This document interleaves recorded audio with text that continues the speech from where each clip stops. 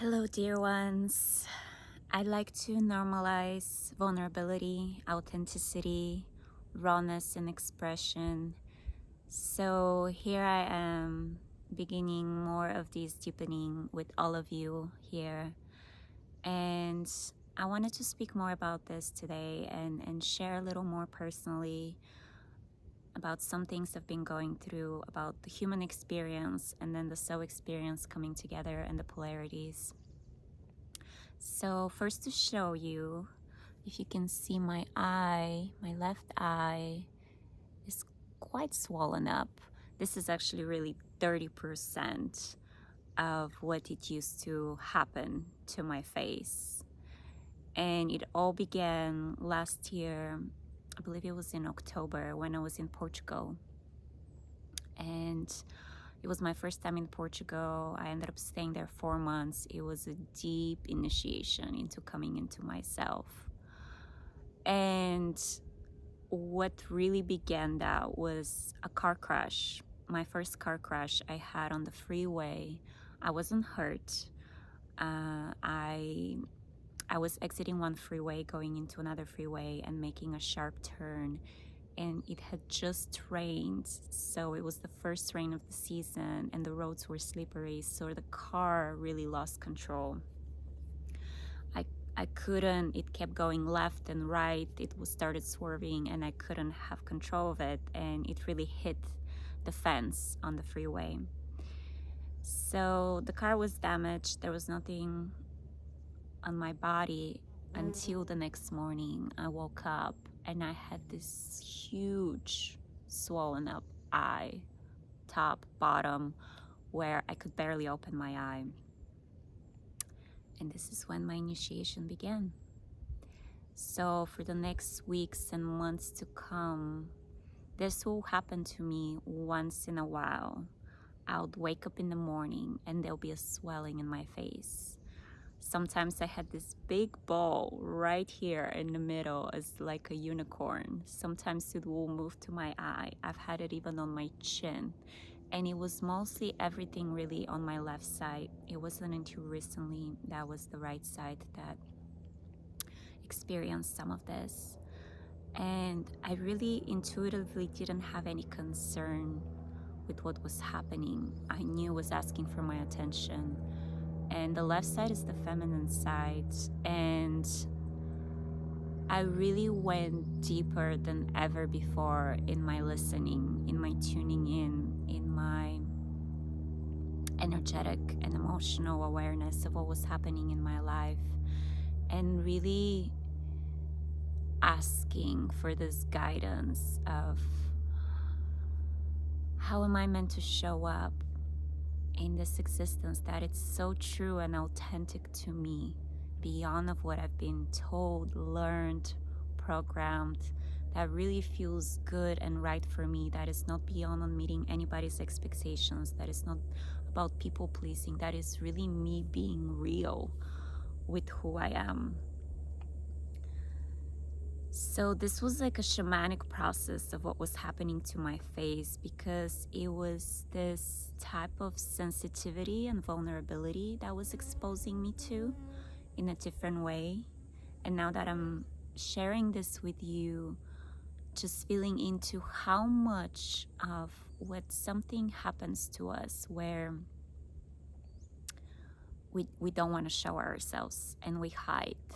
If we really feel and tune into this parts in us that want to hide, they're really in a deep shame, guilt, unlovable kind of feeling.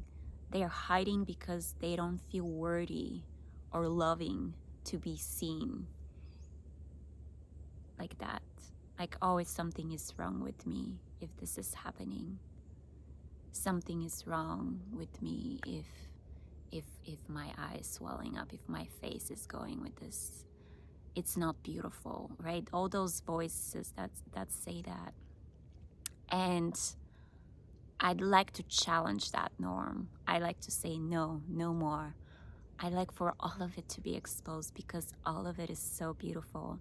And the more I tune into the tenderness and the vulnerability and the authenticity of what is present, what is here right now as it is, and wants to express itself, the more I open myself to love, to exposing these parts to love, to compassion, to really understanding where they're coming from, because they're really asking for our attention. Like the things happening on my face really drop me into the feminine ways in deeper ways. From the doing, the fixing, the trying to figure it out, to really a deepening of let go, of allowance, of receptivity, of softening, and how there is just so much strength coming through this softening. To tune into the feminine ways to me means really tuning into the nature ways, the earth that we have as humanity becomes so separate from, and because of that we have separated ourselves from source, from life itself, and through this from each other. And we really are a human family. We're meant to come together. We're meant to heal this wound of separation. And how do we heal this wound of separation? Well, from my experience at this point, it's by coming together and sharing, all of us, with each other. There's two parts that happens through this. First, when we're sharing and speaking up, we're seeing ourselves, we're witnessing ourselves in this space. We're exposing, we're really opening our heart to life, to be so vulnerable and tender in that moment of sharing. And the second part is we get to be witnessed by so-called other, the eyes of another. And there is something so deeply healing and profound that happens there, and especially when this other is just holding a safe, loving, compassionate container for ourselves. Just as we hold it for ourselves first, we learn to hold it for ourselves, so then we can really be received by others. We know what this means by first-hand experience. And when we come together and we share in these ways, we bring this togetherness, this unity, this communal feeling with each other, coming into unity. Our humanness has been lost for so long. There's been so much judgment, prejudice placed on. A lot has started from religion, and even if you hadn't grown up religious, it is so deeply engraved in our culture, in all of cultures, that this type of judgment and guilt and shame and sinful ways, supposedly, or redemption. Oh, if I do something wrong, I gotta redeem myself, which really points to punishment behavior. And then we're raised from our families, subtly or not so subtly, bringing that abusive behavior to us. And then their families have done that, and it's ancestral and throughout our DNA. And there is a new way that is rising, a new way of remembrance of what actually means to be human on this earth. Our humanness is really, from my experience, this way of deep, compassionate, loving, understanding, openness, tenderness, like the Mother Earth holding all of her children. She doesn't judge us what you're doing. She provides and gives to all. She grows her fruits and vegetables for us to nourish ourselves. She holds us completely, deeply in love, beyond any condition. So the feminine ways of remembrance, for us to connect with our own feminine ways, with our own mothering, and to really notice what that connection has been and what wants to be. So here I am in this unraveling in front of you, And with so much tenderness, I hold all the polarities, the human and the soul. And there's been this journey of, through experience, having this really capacity of understanding of humanity and the conditioning.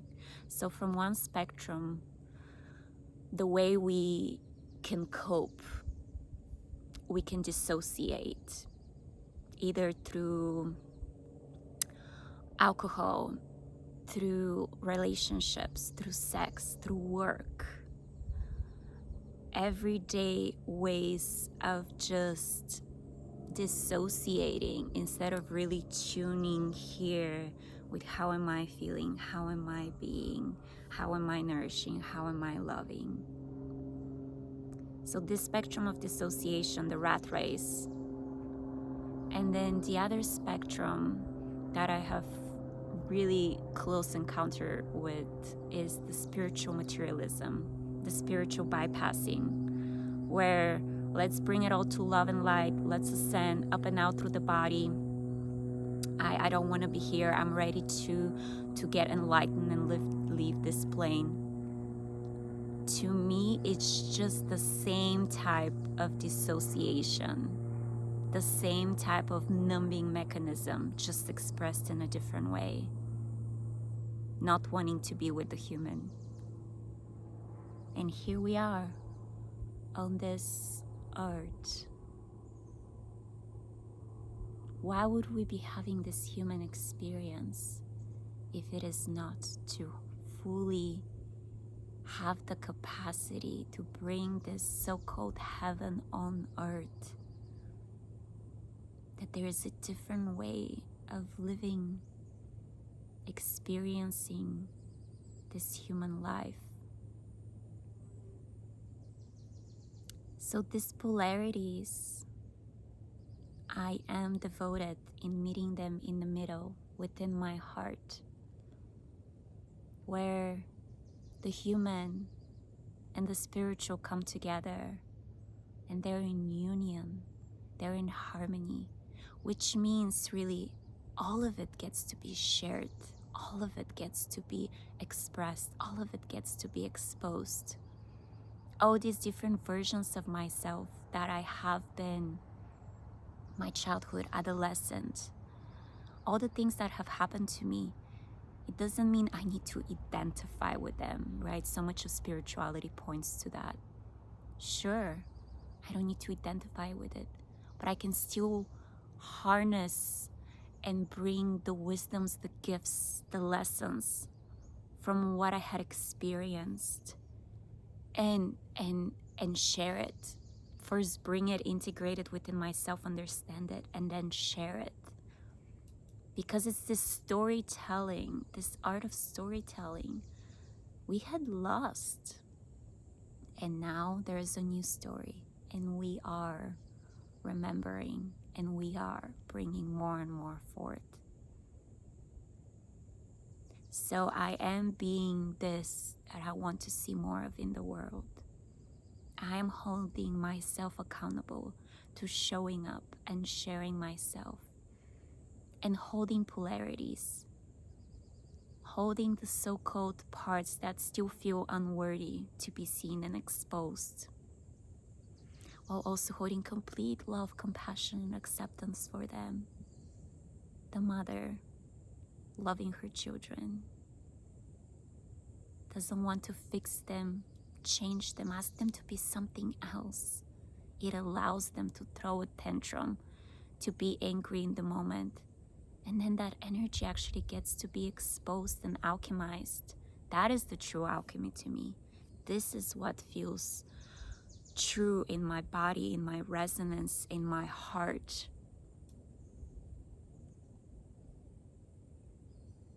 So I am devoted and committed to sharing more of this journey, live human experience with you, which is really helping me bridge this gap between my soul and my human, between all souls and all humans, as we are one human family, one soul family.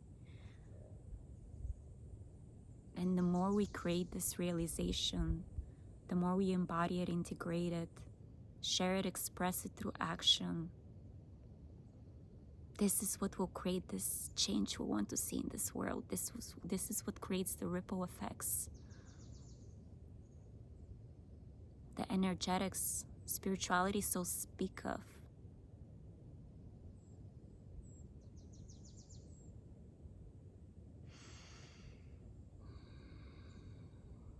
So thank you for witnessing me. Thank you for receiving me.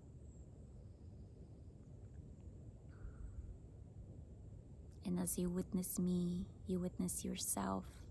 As you receive me, you receive yourself. As something resonates within you, it awakens something. And this is my intention here, because we all have different experiences that have happened to us. And we have a choice. We can share them.